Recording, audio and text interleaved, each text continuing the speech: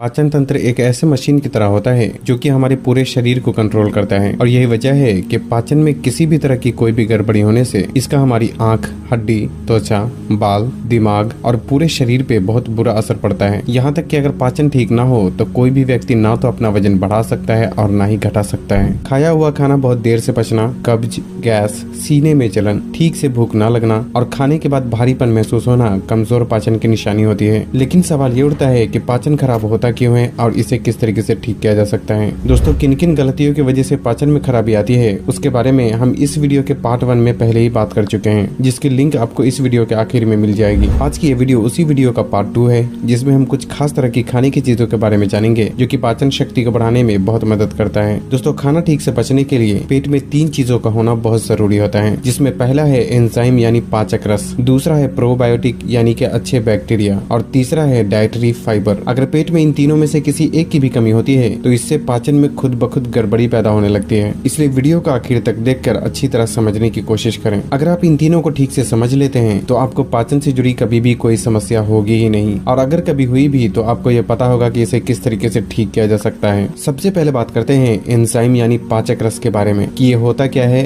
और कौन कौन सी चीजों को खाकर इसकी कमी को पूरा किया जा सकता है। दोस्तों, पाचक रस हमारे पेट में खाने को तोड़ने का काम करता है, इसलिए खाना जल्दी और आसानी से पचने के लिए पेट में पाचक रस की सही मात्रा का मौजूद होना भी बहुत जरूरी होता है। शायद आपने ध्यान ना दिया हो, लेकिन जब भी आप पाचन से जुड़ी समस्याओं के लिए डॉक्टर के पास जाते हैं तो अक्सर ही डॉक्टर जाइम के नाम से बोतल में एक दवाई देता है। दरअसल उस बोतल में एंजाइम यानी पाचक रस ही दवा के रूप में मौजूद होता है, लेकिन आमतौर पे हमारे शरीर में बिना दवाई के ही लगभग 3 तरह से पाचक रस की जरूरत प्राकृतिक रूप से ही पूरी हो जाती है, जिसपे हमें और आपको ध्यान देने की जरूरत है। पहले तो हमारे मुंह के अंदर जो लार होती है उसमें भी पाचक रस मौजूद होता है, इसलिए खाना जितना ज्यादा चबाकर खाते हैं उतनी ही ज्यादा मुंह की लार भी खाने के साथ पेट में पहुंचती है और उस लार में मौजूद पाचक रस खाने को आसानी से पचाने में मदद करता है। इसलिए खाना हमेशा ही अच्छी तरह चबाकर खाना चाहिए। आमतौर पे एक लुकमे को कम से कम 30 से 35 बार चबाना एक बेहतर तरीका माना जाता है। उसके बाद खाना पेट में जाने के बाद हमारा पेट भी पाचक रस प्रोड्यूस करता है, जिससे कि खाना को और भी अच्छी तरह तोड़ना आसान हो जाता है। लेकिन यहाँ समस्या ये है कि अक्सर ही लोग खाने के तुरंत बाद ही पानी पी लेते हैं, और खाने के तुरंत बाद पानी पीने से पेट में पाचक रस की मात्रा ठीक से नहीं निकल पाती, जिससे कि पाचन में गड़बड़ी होने लगती है। इसलिए पानी हमेशा ही खाना खाने के कम से कम आधे घंटे बाद ही पीना चाहिए, ताकि पेट में पाचक रस ठीक से निकल सके।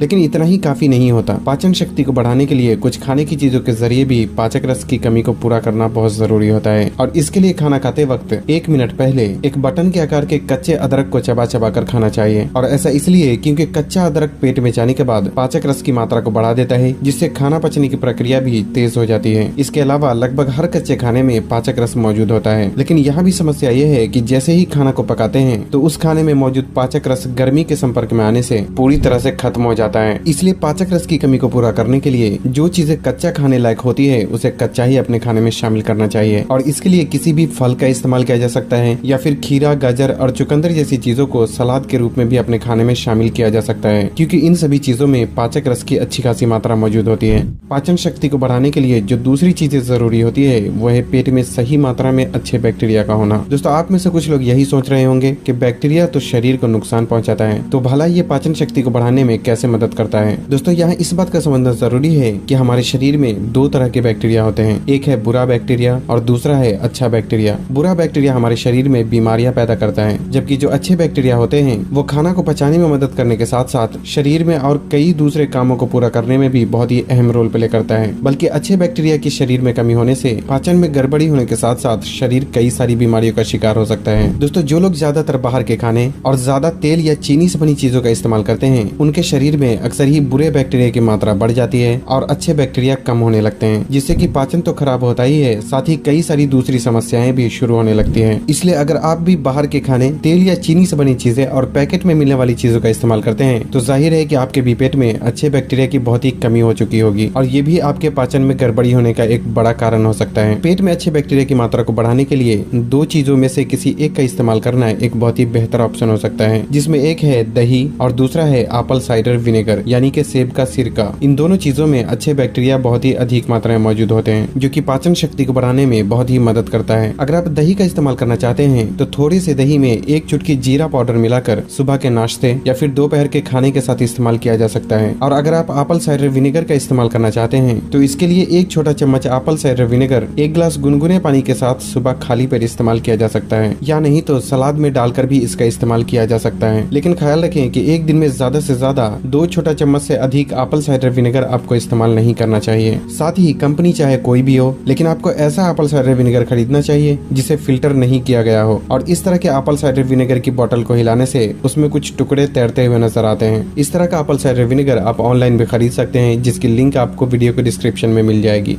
पाचन शक्ति को बढ़ाने के लिए जो तीसरी चीजें जरूरी होती है वो है डाइटरी फाइबर। दोस्तों, अगर आपके खाने में फाइबर ना हो तो आपको कब्ज होना और खाने के बाद पेट में गैस बनना पक्की बात है। और ऐसा इसलिए क्योंकि वो खाने में मौजूद फाइबर ही होता है जो कि सभी पोषक तत्वों को कंट्रोल करता है और ये आंतों में जमे वेस्ट पदार्थ को शरीर से बाहर निकालने का भी काम करता है। इसलिए हर किसी के लिए ये समझना जरूरी है कि किस खाने में फाइबर होता है और किस खाने में नहीं होता। दोस्तों, किसी भी खाने में जो रेशे होते हैं उसे ही फाइबर कहा जाता है, जो कि खाने को और आंतों में जमे वेस्ट पदार्थ को नीचे की तरफ धकेलने का काम करता है, जिससे कि कब्ज की समस्या हमेशा ही दूर रहती है। लेकिन समझने वाली बात यह है कि बाहर जो चीजें खाने के रूप में मिलती है उसमें तो वैसे भी फाइबर बिल्कुल भी नहीं होता, लेकिन जो खाने घर में पकाए जाते हैं उनमें से भी कुछ खाने में फाइबर नहीं पाया जाता, जैसे कि सफेद चावल, महीन आटे से बनी रोटी, मैदे से बनी चीजें, गोश्त, मछली, अंडा और सभी तरह के नॉनवेज में फाइबर बिल्कुल भी नहीं पाया जाता। यही वजह है कि जब आप रोटी या चावल के साथ किसी भी नॉनवेज का इस्तेमाल करते हैं तो अगली सुबह आपको कब्ज की समस्याओं का सामना करना पड़ता है, क्योंकि जो खाना आपने खाया था उसमें फाइबर था ही नहीं। लेकिन इसका मतलब ये बिल्कुल भी नहीं है कि आप रोटी, चावल या गोश्त, मछली नहीं खा सकते, बल्कि जब भी आप इन चीजों को खाते हैं तो साथ में 1 से 2 ऐसी चीजों को जरूर खाना चाहिए जिसमें फाइबर ज्यादा मात्रा में मौजूद हो, ताकि शरीर में फाइबर की जरूरतों को भी पूरा किया जा सके, जिससे कि कब्ज और गैस की समस्या ना हो। सवाल ये उठता है कि फाइबर की कमी को किस तरीके से पूरा किया जा सकता है।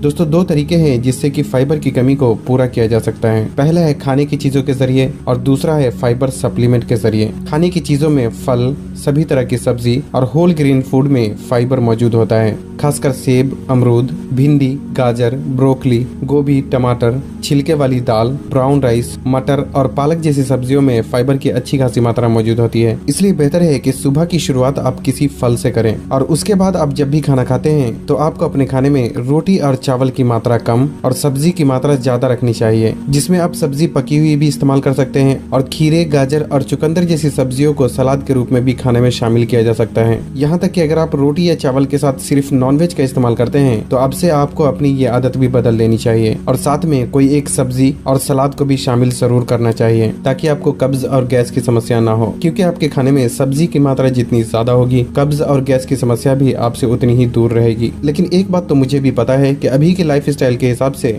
हर वक्त के खाने में सही मात्रा में सब्जी का इस्तेमाल कर पाना हर किसी के लिए मुमकिन नहीं है। इसलिए जब भी आपको लगे कि जितनी सब्जी आपको खाना चाहिए उतनी आप नहीं खा रहे, तो ऐसे में फाइबर सप्लीमेंट का भी इस्तेमाल किया जा सकता है और इसके लिए इसबगोल की भूसी का इस्तेमाल करना एक बहुत ही बेहतर ऑप्शन हो सकता है, क्योंकि इसबगोल एक फाइबर सप्लीमेंट होता है जो कि सब्जी कम खाने की वजह से जो फाइबर की कमी होती है उसे कुछ हद तक ये पूरा कर देता है। इसे इस्तेमाल करने का तरीका ये है कि 1 छोटा चम्मच इसबगोल की भूसी 1 गिलास पानी में डालकर 5 से 10 मिनट के लिए छोड़ दें और जब ये पूरी तरह फूल जाए तो उसे किसी भी वक्त के खाने के 10 से 15 मिनट बाद इस्तेमाल किया जा सकता है। लेकिन खासकर रात के खाने के बाद आपको इसका इस्तेमाल जरूर करना चाहिए, ताकि आपको कब्ज की समस्या ना हो। लेकिन यहाँ इस बात का भी ख्याल रखना जरूरी है कि इसबगोल की भूसी आपको हमेशा ही बिना फ्लेवर वाला ही इस्तेमाल करना चाहिए, क्योंकि वही प्योर होता है और उसी से फायदे भी मिलते हैं। और यहाँ एक बात का और ख्याल रखें कि सब्जी को छोड़कर आपको पूरी तरह से इसबगोल पे ही डिपेंडेंट नहीं होना चाहिए, क्योंकि इसबगोल से सिर्फ शरीर को फाइबर मिलता है, जबकि सब्जी और फल का इस्तेमाल करने से फाइबर के साथ साथ विटामिन्स और मिनरल्स भी शरीर को मिल जाते हैं, जो कि शरीर के कई तरह के फंक्शन में मददगार होते हैं। इसलिए इसबगोल की भूसी इस्तेमाल करने के साथ साथ जहां तक हो सके फल और सब्जियों को भी अपने खाने में शामिल जरूर करना चाहिए। दोस्तों, इसके अलावा दिन भर में की जाने वाली कुछ ऐसी गलतियां भी होती है जिसकी वजह से खान पान ठीक होने के बावजूद लगातार पाचन से जुड़ी समस्या होती ही रहती है।